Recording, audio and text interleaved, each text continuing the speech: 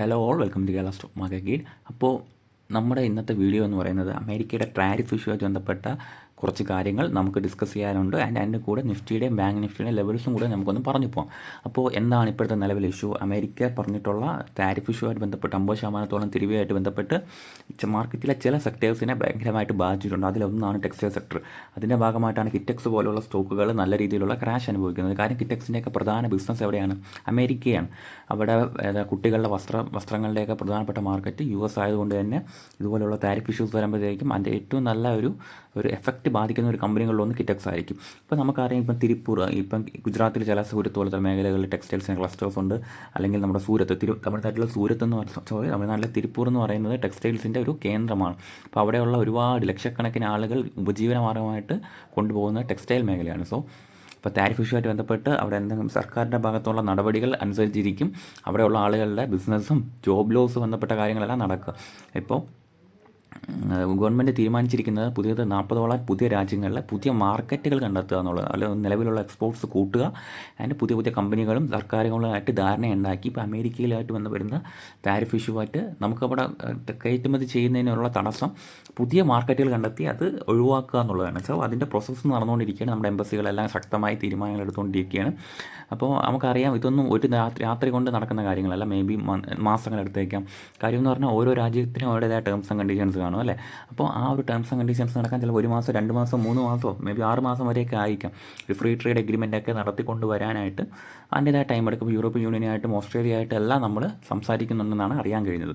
അപ്പോൾ ആ ഒരു സമയം വരേക്കും മാർക്കറ്റിൽ ഒരു വീക്ക്നെസ് എന്തായാലും ഉണ്ടാവും, ഒരു ഭയം. അതായത് മേ ബി നിങ്ങൾ ആലോചിച്ചു, ഈ ഒരു ലെവൽസിൽ നിന്നൊക്കെ ഒരു അപ്സൈഡ് ഉണ്ടെങ്കിൽ പോലും നമുക്ക് പൂർണ്ണമായും അപ്സൈഡിലോട്ടായി അല്ലെങ്കിൽ ബുള്ളിഷായി എന്ന് പറയാൻ കഴിയത്തില്ല.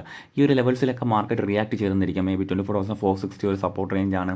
അത് കഴിഞ്ഞാൽ 23,884 സപ്പോർട്ട് റേഞ്ചാണ്. ഈ മാർക്കറ്റ് ഈ മേഖലകളിലേക്ക് വന്ന ശേഷം ഒരു പുൾ ബാക്ക് തന്നിരിക്കാം. ബട്ട് ഒരു ടാരിഫ് ഇഷ്യൂവിൻ്റെ കാര്യത്തിൽ ഒരു സ്റ്റെബിലിറ്റി വരാതെ നമുക്ക് മാർക്കറ്റിൽ വീണ്ടും ഒരു ബുള്ളിഷ്നെസ് വന്നു എന്ന് പൂർണ്ണമായും പറയാൻ കഴിയത്തില്ല. ജസ്റ്റ് ഈ സപ്പോർട്ടുകൾ ഹോൾഡ് ചെയ്യാനുള്ള സാധ്യതകൾ ഉണ്ട്.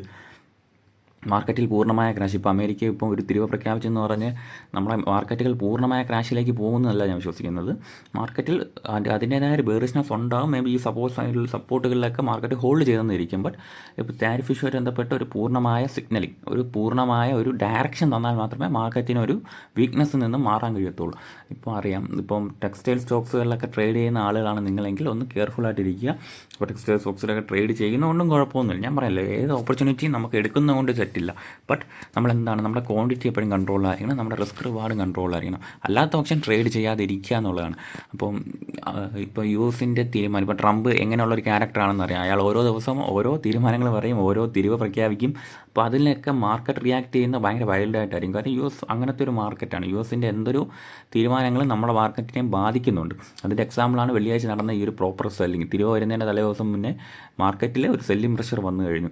അപ്പോൾ നമുക്ക് ഇനി ഈ 2 കീ ലെവൽസ് ഉണ്ട് മാർക്കറ്റിൽ, 24,600 ആൻഡ് 24,300 ആൻഡ് 23,890 അല്ലെങ്കിൽ 800 റേഞ്ച്. അപ്പോൾ ഈ ഒരു റേഞ്ചിലൊക്കെ മാർക്കറ്റ് സപ്പോർട്ട് റേഞ്ചായിട്ട് ആക്ട് ചെയ്യാൻ സാധ്യതയുണ്ട്. അപ്പോൾ ഇന്നും ഒരു 30 to 50 പോയിൻറ്റ്സ് ഗ്യാപ്പ് ഡൗണിലായിരിക്കും മാർക്കറ്റ് മിക്കവാറും ഓപ്പൺ ആവുക.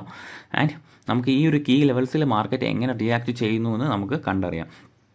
ആൻഡ് മാക്സിമം വലിയ ട്രേഡുകളൊക്കെ എടുത്ത് ലോസ് വരുത്തി വയ്ക്കാതെ കുറച്ച് കോഷ്യസായിട്ട് ഇങ്ങനത്തെ അവസരങ്ങളിൽ കാത്തിരിക്കുക. ഇപ്പോൾ നമ്മൾ സ്വിംഗ് ട്രേഡ് ചെയ്യുന്ന ആളുകളാണെങ്കിൽ നമുക്കറിയാം, സ്വിംഗ് ട്രേഡിന് പറ്റിയ അറ്റ്മോസ്ഫിയറേ ആയിരുന്നില്ല കഴിഞ്ഞ 1-2 മാസമായിട്ട്. നിങ്ങൾ നോക്കി, അപ്പോൾ നിങ്ങൾ നോക്കുകയാണെങ്കിൽ അറിയാം, മാർക്കറ്റ് ഡൗൺ സൈഡിലാണ് പൊയ്ക്കൊണ്ടിരുന്നത്. ആൻഡ് ഇവിടെ ഒരു 24,460 എന്നുള്ള റേഞ്ചിൽ മാത്രം തുടങ്ങിയ ഒരു ചെറിയ അപ്സൈഡ് മാത്രമാണ് ഉണ്ടായിരുന്നത്. ശേഷം മാർക്കറ്റ് വീണ്ടും ഡൗൺ സൈഡ് തന്നു. അപ്പം ടോട്ടലി ഒരു സ്വിംഗ് ട്രേഡിന് പറ്റിയ അറ്റ്മോസ്ഫിയർ മാർക്കറ്റിലില്ല.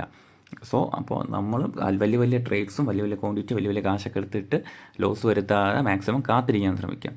ഓക്കെ. പിന്നെ നമ്മുടെ ടെലിഗ്രാം ഗ്രൂപ്പ് വളരെ ആക്റ്റീവായിട്ട് മുമ്പോട്ട് പോകുന്നുണ്ട്. ഇപ്പോൾ ജോയിൻ ചെയ്യാൻ താല്പര്യമുള്ളവർ മാക്സിമം പേര് നമ്മുടെ കമൻറ്റ് ബോക്സിൽ പിൻ ചെയ്തിട്ടുണ്ട്. കമൻറ്റ് ഒന്ന് ജോയിൻ ചെയ്യാൻ ശ്രമിക്കുക.